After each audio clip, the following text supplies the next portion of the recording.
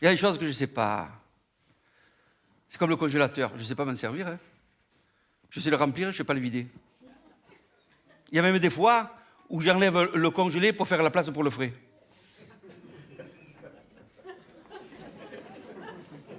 Non, mais c'est pas normal. C'est pas normal qu'il y ait de tout à manger tout le temps. Parce que s'il y a de tout à manger tout le temps, on se retrouve à manger toujours la même chose. Il y a des saisons. Il y a des saisons. Même dans les beaux pays, dans les pays où il fait très chaud, où il fait tout le temps beau, il y a des saisons. Au pays des mangues, on ne mange pas toute l'année des mangues. On ne suce pas toute l'année les Esquimaux au Groenland.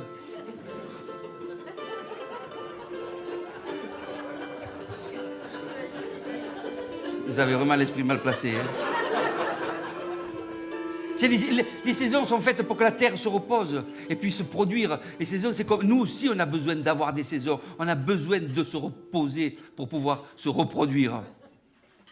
Et puis d'abord, manger du bio qui vient de l'autre côté du monde, il faut être un peu... Hein, c'est un non-sens, quoi. Un non-sens. Quand j'étais petit, d'ailleurs, il n'y avait pas de bio. On mangeait ce qu'il y avait. Je ne savais même pas que ça existait, le bio. On mangeait ce qu'on avait à la campagne, et s'il en manquait, ben, on allait chez M. Vincent. On vit comme ça, on ne risque pas qu'on laisse la lumière allumée pour rien ou laisser couler l'eau. Donc, chez Mec sur l'humour, ça te faisait de passer l'envie, tu vois.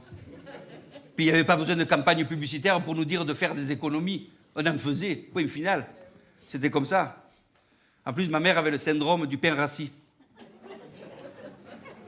Alors, on mangeait le pain de la veille en attendant que le pain du jour, il... Vous aussi? On ne lutte pas, c'est l'atavisme. C'est comme manger les fruits gâtés en attendant que les fruits sains se gâtent. Alors on se dépêchait de manger les fruits gâtés pour arriver à goûter un fruit sain. On faisait des économies. C'était comme ça. Maintenant, un légume un peu tordu et pas trop bien calibré, puis à jet. Hein. C'est invendable, tu vois. Et pour peu qu'il ait une tâche, on porte plainte contre le paysan. Maintenant, on te vend du qui brille. Faut que ça brille, tu vois. Faut que ça brille. Comment ils font à faire briller? Même les patates, elles brillent. Je te jure. C'est comme les cèpes, ils te vendent des cèpes qui viennent de Hongrie. C'est vrai. Et pourquoi pas de Tchernobyl, tant qu'ils y sont. Il paraît qu'il y en a partout, que ça pousse comme les champignons. C'est vrai que la nuit, il faut un peu de lumière, mais... Si tu ramènes un, ça fait un beau cadeau pour le petit, ça fait de lampe de chevet. Nous, les cèpes, normalement, qu'est-ce que je te dise? Tu prends une demi-heure de voiture, tu vas t'aller chercher les cèpes. Hein. Pas compliqué. De toute manière, le problème, c'est pas qu'il y en ait ou qu'il n'y en ait pas des cèpes, c'est d'avoir des coins. Tout le monde, il a un coin. Et finalement, on se retrouve tous dans le même coin. Où tu vas? T'as un coin? Ouais, je m'arrête, il y a les voitures.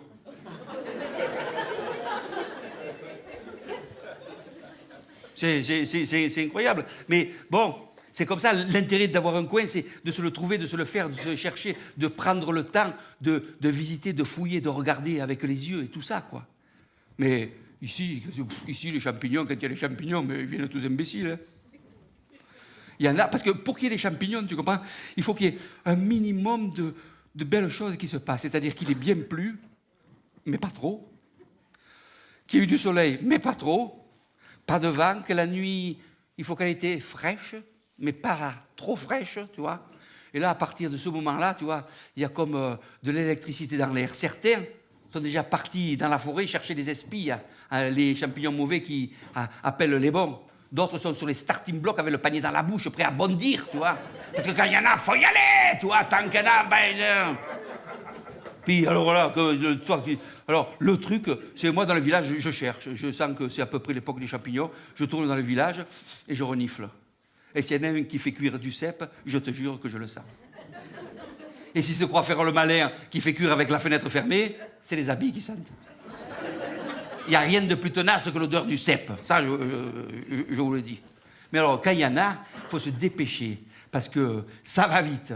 Et il faut se dépêcher avant qu'un traître du village téléphone à ses amis niçois en leur disant « Il y a des cèpes !» Ils viennent une fois, on monte avec les voitures, les cajots, ils ont vidé le truc. Halte au feu, camarade.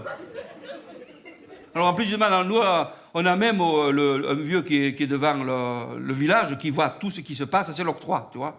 Alors les gens, ils montent, ils le voient.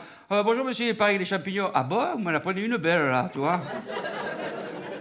Ah oui, oh, vous ne vous moquez pas, il a les champignons. Oui, bah, quelques-uns, oui. Mais il n'a pas assez plu. Comment il n'a pas plu? Il a plu pendant 15 jours. Il a plu, mais il ne s'est pas passé sous les feuilles, vous comprenez? Il y en a... M'auriez demandé ça la semaine dernière, je vous aurais dit quelques-uns, il y en a. Maintenant, ce que je veux vous dire, c'est qu'il y en a eu. Il y en a eu quoi? 3, 4, 5, 6, 7, 8, 15, 24 jours peut-être, guère plus. Hein. Mais c'est plus comme avant. Mais montez un peu plus haut, vous allez voir, sous les oliviers, vous allez en trouver un ou deux vieux. Recette, les cèpes panés à la polenta, vous avez 2 minutes 87. Ça, c'est bon. Alors, pour les cèpes, magnifique. Hein. Alors, tu te prépares une petite polenta que tu mets dans le fond, comme ça, dans un fond de plat. Tu ne remplis pas de polenta, tu laisses ça comme ça. Après, tu prends un beau cèpe. Il faut qu'il soit sain, le cèpe. En général, tu lui coupes le pied parce qu'en général, le pied, il est véreux. S'il n'est pas véreux, tu le gardes. S'il est un peu véreux, tu le fais sécher. Je vous le dis, mais vous le savez. Hein. Donc, tu prends ton cèpe, un couteau qui coupe bien, et tu fais des lamelles dans le chapeau comme ça, qu'il faut à peu près 1 cm, 1 cm 2, tu vois, guère plus. Hein. Et puis, tu coupes comme ça, tu vois. Après, dans un plat, tu te bats 2 œufs, tu vois. Regarde comme je fais bien le bruit. Tu vois, tu bats bien tes œufs comme ça. Et après, le secret, c'est au lieu de mettre dans la chapelure, tu mets de la polenta crue mélangée avec du fromage. Alors, tu trempes ton cèpe dans l'œuf comme ça, tu le mets de suite dans ta chapelure spéciale et tu le fais dans l'huile d'olive, il fait comme ça le cèpe, tu vois. Il faut que tu l'entendes chanter, tu vois. Et après, hop, tu le retournes comme ça avec la fourchette, parce que ça brûle aussi. Il fait comme ça, tu vois. Et là, il est juste bien, tu vois. Et tu le prends, tu le poses sur ton plat où il y a la polenta et au fur et à mesure, tu remplis ton plat de champignons sur la polenta. Et le champignon, il te dégouline de dessus la polenta que tu ne sais plus qu'est-ce qui est le meilleur, la polenta ou le champignon.